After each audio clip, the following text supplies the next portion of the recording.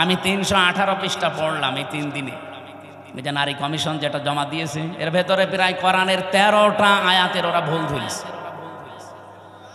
আরে 13টা আয়াত কেন, 13টা অক্ষরও তো বাদ দেওয়া কোরআন থেকে সম্ভব না। এই কথা বলেন না কেন?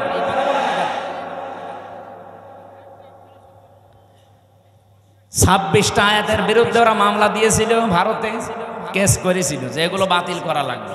আর এরা অলরেডি 13টা আয়াতে হাত দিয়েছে। এদের পেছনে কোনো রাঘব বোয়াল আছে, অথবা এরা মানসিক বিকারগ্রস্ত মেয়াদ উত্তীর্ণ গাঁজা খেয়ে ফেলেছে। মেয়াদালা গাঁজা খেলেও তো মানুষ, আমি তো দেখি লালনের মাজারে পুলিশে পাহারা দেয়, মেয়াদালা গাঁজা খাইতে, এই জন্য ওরা চুপচাপ থাকে।